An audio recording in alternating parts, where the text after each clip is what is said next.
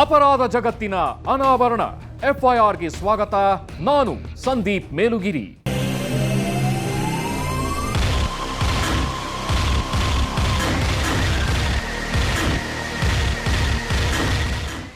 ಒಂದು ಅದ್ಭುತವಾದ investigative story ತಗೊಂಡು ಬಂದಿದ್ದೀವಿ ಇವತ್ತಿನ FIRನಲ್ಲಿ. ಇದು ಪ್ರೀತಿಯ ಹೆಸರಲ್ಲಿ ಆಟ ಆಡಿ ಅಮಾಯಕ ಹುಡುಗನ ಪ್ರಾಣ ತೆಗೆದ ಕೊಲೆಗಾತಿಯೊಬ್ಬಳನ್ನ ಪೊಲೀಸರು ಪತ್ತೆ ಮಾಡಿದ ಕಥೆ. ಎಸ್, ಇವತ್ತಿನ ಕಥೆಯ ವಿಲನ್ ಆದವಳು ನಾಯಕಿ. ಯುಗ ಪುರುಷ ಸಿನಿಮಾದ ಖಳನಾಯಕಿ ಪ್ರೀತಿಯ ನಾಟಕ ಆಡಿ ಮದುವೆನೂ ಮಾಡಿಕೊಂಡು ಮರ್ಡರ್ ಮಾಡ್ತಾಳಲ್ಲ, ಹೆಚ್ಚು ಕಡಿಮೆ ಅದೇ ರೀತಿಯಲ್ಲೇ ಇವತ್ತಿನ ಕಥೆಯ ಖಳನಾಯಕಿ ಕೂಡ ಮಾಡ್ತಾಳೆ. ಆದರೆ ಇದು ಸಿನಿಮಾ ಅಲ್ಲ ನೋಡಿ. ಹಂಗಾಗಿ ಆಕೆ ಮಾಡಿರುವಂತಹ ಘನಂದಾರಿ ಕೆಲಸ ಗೊತ್ತಾಗೋದಕ್ಕೆ ಸತ್ತವನು ಮತ್ತೊಂದು ಜನ್ಮ ಎತ್ತಿ ಬರಬೇಕಾಗಿ ಬರಲಿಲ್ಲ. ಆ ಹುಡುಗ ಕೂಡ ಮತ್ತೊಮ್ಮೆ ಹುಟ್ಟಿ ಬಂದು ಆಕೆಯ ಮೇಲೆ ಸೇಡು ತೀರಿಸ್ಕೊಳ್ತಾ ಇದ್ನೋ ಇಲ್ವೋ ಗೊತ್ತಿಲ್ಲ. ಆದರೆ ಸದ್ಯಕ್ಕೆ ಪೊಲೀಸರಂತೂ ಅವಳ ಅಸಲಿಯತ್ತನ್ನ ಪತ್ತೆ ಮಾಡಿದ್ದಾರೆ. ತುಂಬಾನೇ ನಿಗೂಢವಾಗಿದ್ದಂತಹ ಪ್ರಕರಣವೊಂದನ್ನ ಭೇದಿಸಿದಂತಹ ರಾಯಚೂರು ಜಿಲ್ಲೆಯ ಮಾನ್ವಿ ಪೊಲೀಸರಿಗೆ ಭೇಷ್ ಅಂತ ಹೇಳ್ತಾ ಇವತ್ತಿನ ಕಥೆಯನ್ನ ಶುರು ಮಾಡ್ತೀವಿ. ಅದು ಆರಂಭವಾಗೋದು ಮಾನ್ವಿ ತಾಲೂಕಿನ ಕುರುಡಿ ಗ್ರಾಮದ ಈ ಚರ್ಚ್ನಿಂದ.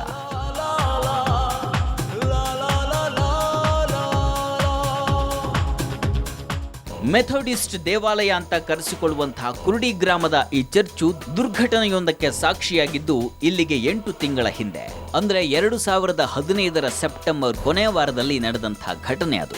ಅವತ್ತವನು ಶಾಂತಿಯನ್ನ ಸಾರೋ ಚರ್ಚಿನ ಒಳಗೆ ಪ್ರವೇಶಿಸಿದ್ರೆ ಯೇಸುವಿನ ದಯೆ ಇರ್ತಾ ಇತ್ತೋ ಏನೋ. ಆದರೆ ಘಟನೆ ನಡೆದಿದ್ದು ಚರ್ಚಿನ ಹೊರಗಿರುವಂತಹ ಅಂಗಳದಲ್ಲಿ. ಕಾಣಿಸಿಕೊಂಡಿದ್ದು ಹೊತ್ತಿ ಉರಿದಂತಹ ಬೆಂಕಿ. ಏಕಾಏಕಿ ಬೆಂಕಿಯನ್ನ ನೋಡಿ ಕಂಗಾಲಾದವನು ಚರ್ಚಿನ ಪ್ಯೂನ್ ಮಾದಪ್ಪ.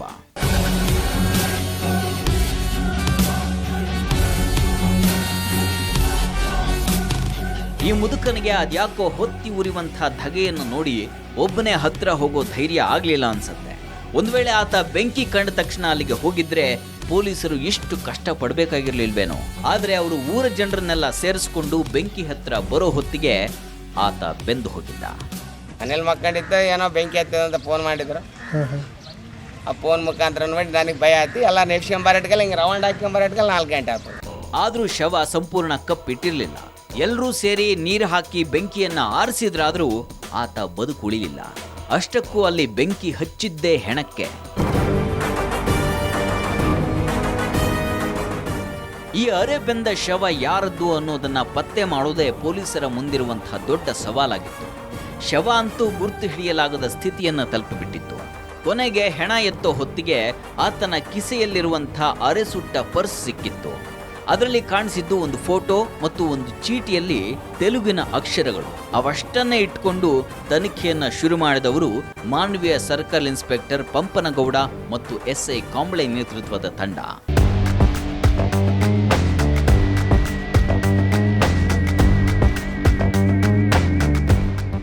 ಅವರು ಸ್ಥಳದಲ್ಲಿ ಸಿಕ್ಕಂತಹ ಮಾಹಿತಿಯ ಮೇಲೆ ಕೊಲೆಯಾದವನು ಆಂಧ್ರದವನಿರಬೇಕು ಅನ್ನುವಂಥ ನಿರ್ಧಾರಕ್ಕೆ ಬಂದಿದ್ರು. ಹಾಗಂತ ಆತ ಕರ್ನಾಟಕದವನಲ್ವೇ ಅಲ್ಲ ಅನ್ನೋದಕ್ಕೂ ಆಗ್ತಾ ಇರಲಿಲ್ಲ.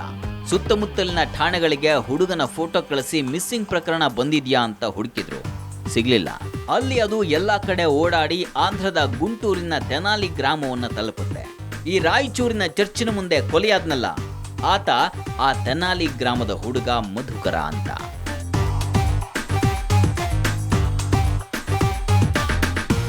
ಯಾವಾಗ ಸತ್ತವನು ಯಾರು ಅನ್ನೋದು ಗೊತ್ತಾಯ್ತೋ ಆಗ್ಲೇ ಪೊಲೀಸರು ಈ ಪ್ರಕರಣದ ತನಿಖೆಯನ್ನ ಇನ್ನಷ್ಟು ಸೀರಿಯಸ್ ಆಗಿ ತಗೊಂಡಿದ್ದು ಕೆಲಸ ಶುರು ಮಾಡಿದ್ದು.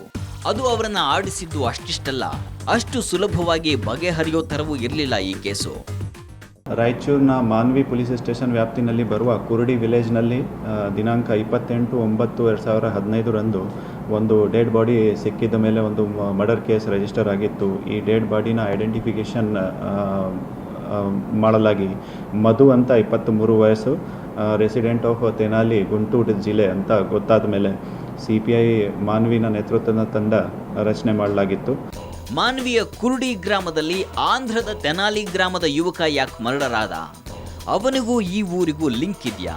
ಅಥವಾ ಎಲ್ಲಾದರೂ ಮರ್ಡರ್ ಮಾಡಿ ಇಲ್ಲಿ ತಂದು ಸುಟ್ರ? ಯಾಕೆ ಹಾಗೆ ಸುಡ್ತಾರೆ? ಆ ಚರ್ಚಿಗೂ ಕೊಲೆಗೂ ಸಂಬಂಧ ಇದೆಯಾ? ಯಾವ ಪ್ರಶ್ನೆಗೂ ಪೊಲೀಸರಿಗೆ ಉತ್ತರ ಸಿಗಲಿಲ್ಲ. ಕುರುಡಿ ಗ್ರಾಮದಿಂದ ವಿಚಾರಣೆಯನ್ನ ಆರಂಭಿಸಿದ್ರೆ ಕೇಸು ಮುಂದುವರಿತಾನೆ ಇರಲಿಲ್ಲ. ಅಷ್ಟಕ್ಕೂ ಸತ್ತವನ ಮನೆಯಿಂದಲೇ ತನಿಖೆ ಶುರು ಆಗಬೇಕು. ಆಗ್ಲೇ ಸ್ಪಷ್ಟ ಕಾರಣ ಸಿಗೋದು ಅಂತ ಒಂದು ಟೀಮ್ ಆಂಧ್ರದ ತೆನಾಲಿ ಗ್ರಾಮಕ್ಕೆ ಹೋಯಿತು. ಅಲ್ಲಿ ಗೊತ್ತಾಗಿದ್ದು ಮಧುಕರನ ಪ್ರೀತಿಯ ವಿಷಯ. ಅವನು ಕನ್ನಡದ ಹುಡುಗಿಯೊಬ್ಬಳನ್ನ ಲವ್ ಮಾಡ್ತಾ ಇದ್ದ, ಆಕೆಯನ್ನ ಹುಡುಕೊಂಡೇ ಹೋಗಿದ್ದ ಅನ್ನೋದು. ಅವಳು ಎಲ್ಲಿಯವಳು, ಯಾರು, ಈ ಎಲ್ಲ ಮಾಹಿತಿಗಳು ಮನೆಯವರಿಗೆ ಗೊತ್ತಿರಲಿಲ್ಲ, ಸ್ನೇಹಿತರಿಗೂ ಗೊತ್ತಿರಲಿಲ್ಲ. ಯಾಕೆ ಅಂದ್ರೆ ಅದು ಬರೀ 2 ತಿಂಗಳ ಲವ್ ಅಷ್ಟೇ.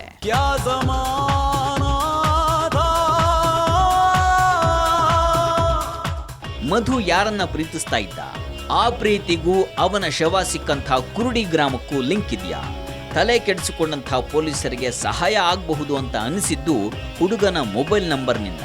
ಅದರ ಕಾಲ್ ಡೀಟೇಲು ಮತ್ತು ಟವರ್ ಲೊಕೇಶನ್ ತೆಗೆಸಿದಾಗ ಕುರುಡಿ ಗ್ರಾಮಕ್ಕೂ ಅವನ ಪ್ರೀತಿಗೂ ಲಿಂಕ್ ಇದೆ ಅಂತ ಅನ್ನಿಸ್ತು.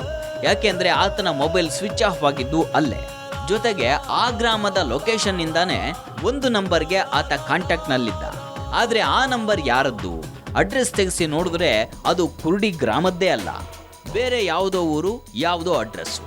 ಆ ನಂಬರ್ ಬಳಸ್ತಾ ಇದ್ದವ್ರು ಯಾರು ಅನ್ನೋದು ಗೊತ್ತಾಗ್ಲಿಲ್ಲ. ಯಾಕೆಂದ್ರೆ ಆ ನಂಬರ್ನಿಂದ ಬೇರೆ ಯಾರಿಗೂ ಕರೆ ಹೋಗಿಲ್ಲ. ಮೋಸ್ಟ್ಲಿ ಮುಂದೊಂದು ದಿನ ಈ ಕೇಸು ತಲೆಗೆ ಬರಬಾರ್ದು ಅಂತ ಅವಳು ಆರಂಭದಲ್ಲೇ ಯೋಚಿಸಿದ್ಲು ಅನ್ಸತ್ತೆ. ಅಂಥ ಖತರ್ನಾಕ್ ಹುಡುಗಿಯೊಬ್ಳಿದಾಳೆ ಈ ಕೇಸಿನ ಹಿಂದೆ. ಅವಳ ಹೆಸರು ಶ್ವೇತಾ.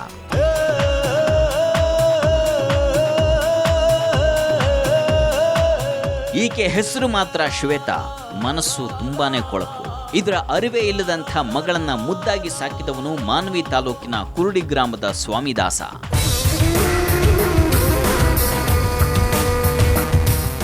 ಈ ತಂದೆ ಮಗಳ ಮೇಲೆ ತುಂಬಾನೇ ಜೀವ ಇಟ್ಟಿದ್ದ. ಚಿಕ್ಕ ವಯಸ್ಸಿನಲ್ಲೇ ತಾಯಿಯನ್ನ ಕಳ್ಕೊಂಡಂಥ ಶ್ವೇತಾಳನ್ನ ಆತ ಕಣ್ರೆಪ್ಪೆ ಥರ ಜೋಪಾನ ಮಾಡಿದ್ದ. ಆಕೆ ಕೇಳಿದ್ದೆಲ್ಲವನ್ನು ಕೊಟ್ಟು ಬೆಳೆಸಿದ್ದ. ಅವಳು ಓದಬೇಕು ಅಂತ ಇಷ್ಟಪಟ್ಟಿದ್ರಿಂದ ಓದಿಸಿದ್ದ.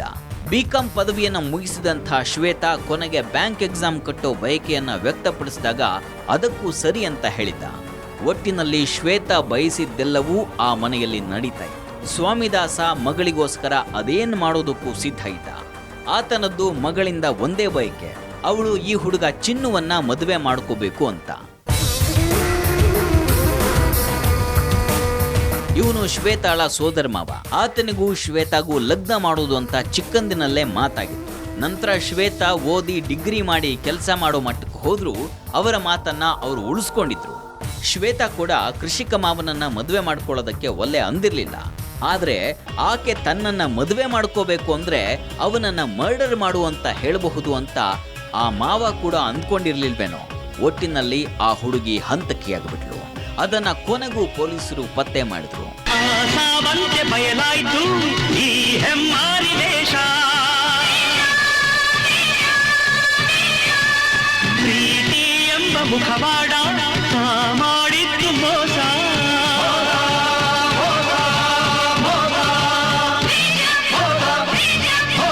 ಅವಳು ಮಾಡಿದ್ದು ಅಪ್ಪಟ ಮೋಸ.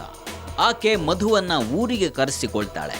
ಮೊದಲ ನೋಟದಲ್ಲೇ ಹುಟ್ಟಿದಂಥ ಪ್ರೀತಿಗೆ ಮರಳಾಗಿ ಆಕೆಯನ್ನ ನಂಬಿ ಊರಿಗೆ ಬಂದು ಸತ್ತೋದಂತಹ ಮಧುಕರ್ನದ್ದು ನಿಜಕ್ಕೂ ದುರಂತ ಕಥೆ. ಅಂದಹಾಗೆ ಇವರಿಬ್ಬರಿಗೂ ಪರಿಚಯವಾಗೋದು ಗುಂಟೂರಿನ ಕೋಚಿಂಗ್ ಕ್ಲಾಸ್ ಒಂದರಲ್ಲಿ. ಶ್ವೇತಾ ಬ್ಯಾಂಕ್ ಎಕ್ಸಾಮ್ ಬರೆಯೋದಕ್ಕೆ ಅಂತ ಗುಂಟೂರಿನ ಕೋಚಿಂಗ್ ಕ್ಲಾಸ್ಗೆ ಜಾಯಿನ್ ಆಗಿದ್ಲು. ಅದೇ ಕ್ಲಾಸ್ಗೆ ಬಿಕಾಂ ಮುಗಿಸಿ ಬಂದವನು ತೆನಾಲಿ ಗ್ರಾಮದ ಮಧು. ಅವರಿಬ್ಬರ ನಡುವೆ ಅದ್ಹೇಗೆ ಸ್ನೇಹ ಬೆಳೀತು, ಅದ್ಯಾವಾಗ ಪ್ರೀತಿಯಾಗಿ ಕನ್ವರ್ಟ್ ಆಯ್ತು, ಕೊನೆಗೆ ಯಾವಾಗ ಇಬ್ಬರ ನಡುವೆ ದೈಹಿಕ ಸಂಪರ್ಕ ಬೆಳೀತು ಗೊತ್ತಿಲ್ಲ. ಆದ್ರೆ ಯಾವ ಕಾರಣಕ್ಕೂ ಈ ವಿಷಯ ಹೆತ್ತವರಿಗೆ ಗೊತ್ತಾಗಬಾರ್ದು ಅಂತ ಶ್ವೇತಾ ಪ್ರಿಕಾಷನ್ ಆಗಿ ಒಂದು ಮೊಬೈಲ್ ನಂಬರ್ ಅನ್ನ ತಗೊಂಡು ಅದರಿಂದ ಮಧು ಜೊತೆ ಮಾತ್ರ ಕಾಂಟ್ಯಾಕ್ಟ್ ಮಾಡ್ತಿದ್ಲು ಅನ್ಸತ್ತೆ. ಹಾಗಾಗಿ ಪೊಲೀಸರಿಗೆ ಆಕೆಯನ್ನ ಮೊಬೈಲ್ ನಂಬರ್ನಿಂದ ಪತ್ತೆ ಮಾಡೋದಕ್ಕಾಗಿರ್ಲಿಲ್ಲ. ಅದಾಗಿರ್ಲಿ, ಈ ಜೋಡಿ ಹಕ್ಕಿ 2 ತಿಂಗಳುಗಳ ಕಾಲ ಪ್ರಣಯದಾಟವನ್ನ ಆಡಿದ್ರು. ನಂತರ ಕೋಚಿಂಗ್ ಮುಗಿದ್ಮೇಲೆ ಶ್ವೇತಾ ಏನೋ ಅಲ್ಲಿಂದ ಮಧುಗೆ ಬಾಯ್ ಹೇಳಿ ಊರಿಗೆ ಬಂದ್ಬಿಟ್ಲು. ಮಧು ಅವಳ ಪಾಲಿಗೆ ಪಕ್ಕಾ ಟೈಮ್ ಪಾಸ್ ಪಾಪಡ್ಡಾಗಿದ್ದ. ಹಂಗಾಗೆ ಆ ಹುಡುಗಿ ಕೊನೆಗೆ ಅವನನ್ನ ಮುಗಿಸುವಂತ ಪ್ಲಾನ್ ಮಾಡ್ತಾಳೆ.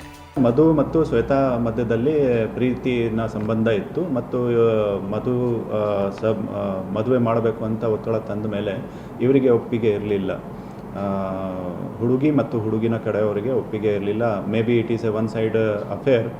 ಸೊ ಅದೇ ಸಿಟ್ಟಿದಿಂದ ಫ್ಯಾಮಿಲಿನವರು ಹುಡುಗಿಗೆ ಕೊಲೆ ಮಾಡಿದ್ದಾರೆ. ಶ್ವೇತಾಳನ್ನ ಸರಿಯಾಗಿ ಅರ್ಥ ಮಾಡಿಕೊಳ್ಳದೆ ಮಧು ಮನಸ್ಸು ಕೊಟ್ಟಿದ್ದ. ಅವನು ಶ್ವೇತಾಳನ್ನ ಮನಸಾರೆ ಒಪ್ಕೊಂಡಿದ್ದ. ಮನೆಯಲ್ಲಿ ತನ್ನ ಪ್ರೀತಿಯ ಬಗ್ಗೆ ಹೇಳಿದ್ದ. ಮದುವೆ ಆದರೆ ಅವಳನ್ನೇ ಮಾಡ್ಕೊಳ್ಳೋದು ಅಂತ ಹೇಳಿದ್ದ. ಹಂಗಾಗಿ ಅವಳನ್ನ ಹುಡುಕೊಂಡು ಅವಳ ಊರಿಗೂ ಬರ್ತಾನೆ. ಶ್ವೇತಾ ಮನೆಯನ್ನ ಹುಡುಕೊಂಡು ಆಂಧ್ರದಿಂದ ಬಂದಂಥ ಹುಡುಗ ಅಲ್ಲಿ ಇಟ್ಟಿದ್ದು ಮದುವೆಯ ಪ್ರಸ್ತಾಪವನ್ನ. ಮೊದಲೇ ಶ್ವೇತಾಳನ್ನ ಆಕೆಯ ಮಾವನಿಗೆ ಕೊಡೋದು ಅಂತ ನಿರ್ಧಾರ ಆಗಿದ್ರಿಂದ ಅವರು ಒಪ್ಪಲ್ಲ. ಪಟ್ಟು ಹಿಡಿದು ಕುಂತಂಥ ಮಧುವನ್ನ ಅವರು ಕಾಲರ್ ಪಟ್ಟಿ ಹಿಡಿದು ಹೊರದಬ್ಬಿದ್ರು.